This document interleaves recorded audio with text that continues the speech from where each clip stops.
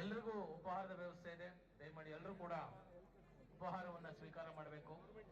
ಉಪಹಾರ ನಂತರ ತಮ್ಮ ಪ್ಲೇಟ್ಗಳನ್ನ ನಗರಸಭೆಯ ವಾಹನಗಳಿವೆ, ಅಲ್ಲಿ ಆಟೋ ಟಿಪ್ಪರ್ಗಳು ಅದರೊಳಗಡೆ ಹಾಕಬೇಕು ಅಂತ ಕೇಳ್ಕೊಳ್ತೀವಿ.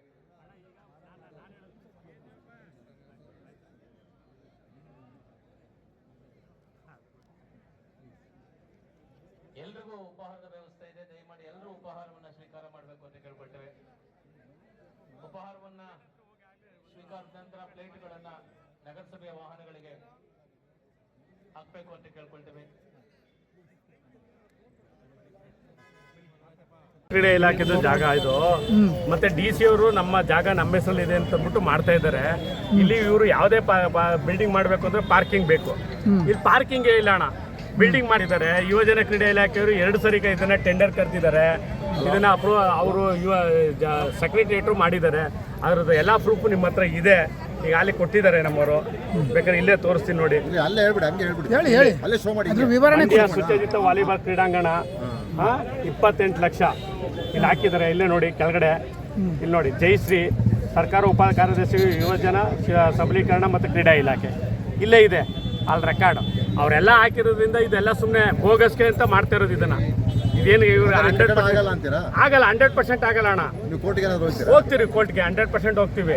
ಯಾಕಪ್ಪ ಅಂದ್ರೆ ನೋಡಿ, ಯಾವುದೇ ಜಿಲ್ಲಾ ಕ್ರೀಡಾಂಗಣಗಳಲ್ಲಿ ವಾಲಿಬಾಲ್ ಇದೆ, ಬಾಸ್ಕೆಟ್ಬಾಲ್ ಇದೆ, ಖೋಖೋ ಇದೆ, ಹ್ಯಾಂಡ್ಬಾಲ್ ಇದೆ, ಸೆಟಲ್ ಇದೆ. ಎಲ್ಲಿದೆ ಇಲ್ಲಿ ಮಂಡ್ಯ ಕ್ರೀಡಾಂಗಣ ಸುತ್ತ?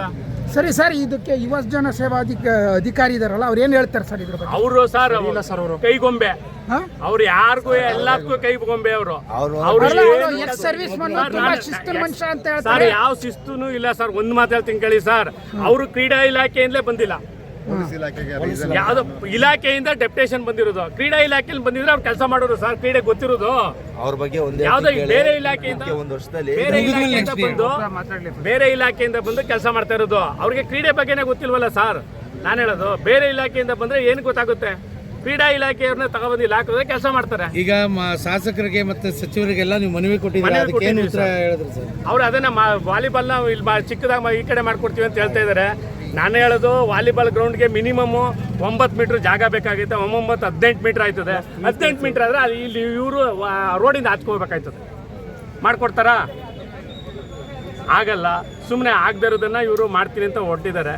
ಯಾಕಪ್ಪ ಅಂದ್ರೆ ಇವ್ರಿಗೇನಪ್ಪ ಅಂತಂದ್ರೆ ಸುಮ್ಮನೆ ತೋರಿಸ್ಬೇಕಿತ್ತು, ತೋರಿಸ್ತಾ ಇದ್ದಾರೆ. ಭಾಷಣದಲ್ಲಿ ಘೋಷಣೆ ಮಾಡಿದ್ರಲ್ಲ ಸರ್, ಅದೆಷ್ಟೋ ಕೋಟಿ ಸಿಂಥೆಟಿಕ್ ಸರ್. ಇಡೀ ವರ್ಲ್ಡ್ ಅಲ್ಲಿ ಸಿಂಥೆಟಿಕ್ ವಾಲಿಬಾಲ್ ಗ್ರೌಂಡ್ ಎಲ್ಲೂ ಇಲ್ಲ ಸರ್. ಇಡೀ ವರ್ಲ್ಡ್ ಅಲ್ಲೂ ಇಲ್ಲ. ಮಂಡ್ಯದಲ್ಲ ಸರ್, ಇಡೀ ವರ್ಲ್ಡ್ ಅಲ್ಲಿ ಎಲ್ಲೂ ಸಿಂಥೆಟಿಕ್ ವಾಲಿಬಾಲ್ ಇಲ್ಲ. ಮಡ್ಡಿರುತ್ತೆ, ಇಲ್ಲ ವುಡನ್ ಇರುತ್ತೆ. ಸಿಂಥೆಟಿಕ್ ಎಲ್ಲೂ ಇಲ್ಲ ಸರ್.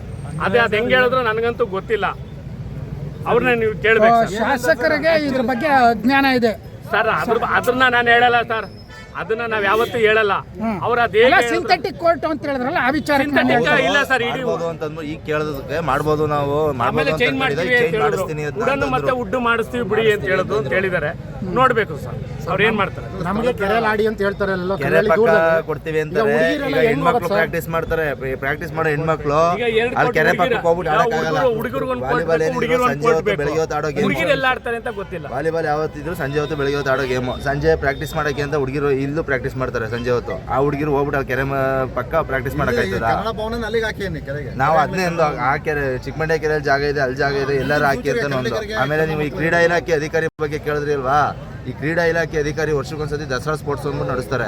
ಅದ್ರದ್ದು ಅಂತ ಒಂದು ವಿಡಿಯೋ ಇದೆ, ತೋರಿಸ್ತೀನಿ. ಇಲ್ಲಿ ದಸರಾ ಸ್ಪೋರ್ಟ್ಸ್ ನಡೆಸ್ತಾ ಇದ್ರು, ಹಿಂಗೆ ಉಳ್ಮೇಲೆ ವಾಲಿಬಾಲ್ ಆಡಿಸಿದ್ದು. ನಟ್ಟು ಮತ್ತು ಬಾಲ್ನ ಕೇಳಿದ್ರೆ ನಾನು ಕೊಡೋದು ಇದೇ ನಟ್ಟು ಇದೇ ಬಾಲು, ಸರ್ಕಾರದಿಂದ ಇದೇ ಕೊಟ್ಟಿರೋದು, ನೀನು ಆಡಿದ್ರೆ ಆಡು, ಆಡದೇವ್ರು ಹೋಗು ಅಂತಂದರು. ಸರ್ಕಾರ ಕೊಟ್ಟಿರೋದನ್ನ ಕರೆಕ್ಟಾಗಿ ಕೊಡಿ ಅಂತ ಕೇಳೋದಕ್ಕೆ ನಾನೇ ಸರ್ಕಾರ, ನಾನೇ ರೂಲು, ನಾನು ಹೇಳ್ದಂಗೆ ನೀನು ಮಾಡು, ಆಡೋದಾರು ಆಡು, ಆಡದೇವ್ರು ಹೋಗು ಅಂತಂದರು. ಇದೇ ಅಧಿಕಾರಿ ಬಗ್ಗೆ ನೀವು ಕೇಳಿದ್ರಲ್ಲ, ಅದೇ ಅಧಿಕಾರಿ ಓಂ ಪ್ರಕಾಶ್ ರಾವ್ ಅವರು. ನನ್ನ ಹತ್ರ ವಿಡಿಯೋ ಇದೆ, ಬೇಕಾದ್ರೆ ಕೊಡ್ತೀನಿ. ಯಾಕೆಂದರೆ